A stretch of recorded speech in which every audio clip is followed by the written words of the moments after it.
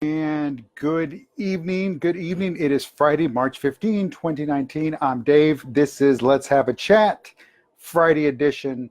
And it is Forbes Friday. It's what's on the calendar. It's what we talk about. Something straight out of the Forbes website, Forbes magazine, Forbes Daily Dozen, Forbes newsletters.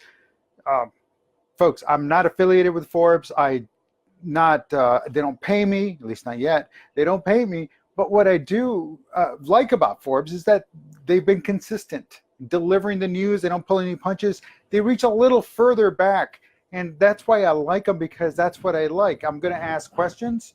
And when I ask questions, I want to know that the answers are there. And so far, they haven't let me down. So that's why I picked Forbes. And besides, it sounds pretty cool, Forbes Friday.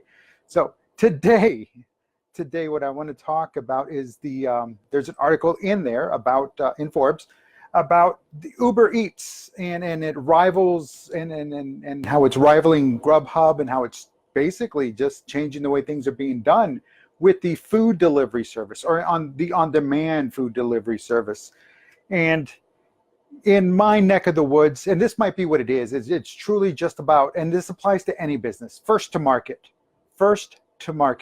Now, GrubHub's been a while, a little bit longer doing the food delivery, but again, they've been delivering to the larger markets, New York, Chicago, Los Angeles, Atlanta, the larger markets. So that's been easy for GrubHub to establish themselves a foothold, to get in there.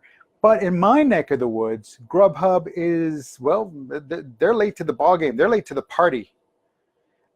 Uber's been here a while, Lyft's been here a while in my neck of the woods, and in that has created, they've allowed that to grow and prosper, and the food delivery, the Uber Eats has just been the natural progression of things.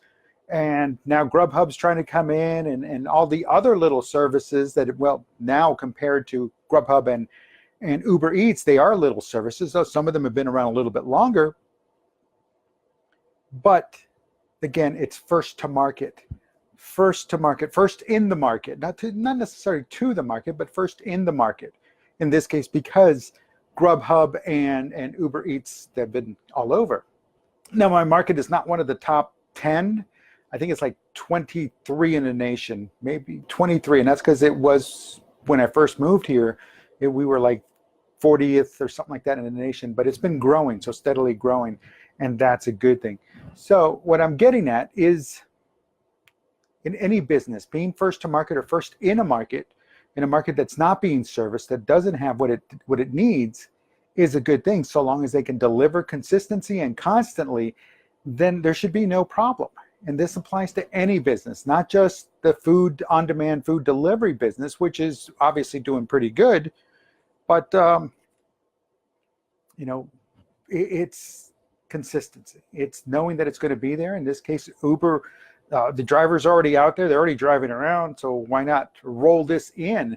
I know I've heard stories where, oh no, the only time we use Uber is just to go over here, to go over there. We don't want to drive. We want to party, come back. But you know what? They make this really good food. So the location at the destination that they're going to. And so why not just pick it up and come home? Well, now they took out the middleman, being the customer, and now they just drive to and from and deliver the food. So again, not too shabby, and taking advantage of a situation, taking advantage of a niche situation and exploiting it and turning it into, well, something that's going to rival the long standard, the standard that's been here the longest, the long-standing standard. There we go. So again, that's that. Now, this also leads me to another article I read, and oh my, Maiden Home, Maiden, I'm trying to remember the name of the company, but what it is this company, this couple, man and this woman, got married. They inherited all of the husband's furniture, and they were trying to get rid of it. They were trying to create their own new home together. So they were selling off the old furniture. So it took them a while, but they discovered that they had developed a unique style. Their style was unique. So in doing that, they had a little difficulty she had a little difficulty finding the furniture that she saw was what would apply to their style, the style that they had created or they developed or they as a couple grew into. So what does she do? She goes and creates a company that specializes in that type of furniture.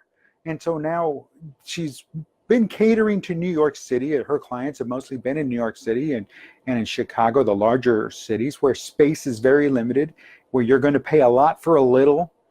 And now they're ready to take it out and bring it nationwide.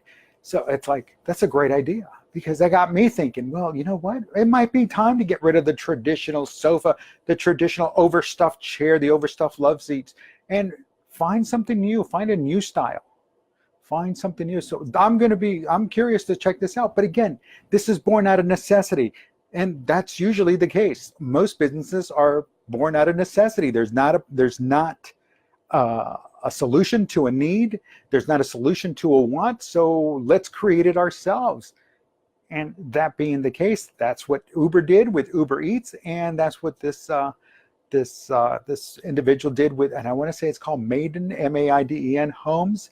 I might be wrong, but I'll post it in here and post. It'll be up in the description, so don't worry about that. But that's what that is, and I'll actually tie in the links a little bit later on tonight to these two articles. But again, it's just about being first to a market, utilizing it, exploiting it to your advantage, and becoming the rival to a long-standing company, and also filling a niche that didn't exist, creating something that didn't exist, and then going from there. So it's twofold tonight here on Ford's Friday, and I thank you for stopping by. I thank you for watching. I thank you for listening. If you're watching live, thanks a lot. Have a great weekend. I do appreciate you watching. And if you are watching this on replay, again, I hope you're having a great weekend, and I'll talk to you on Monday. Take care. I'm out of here.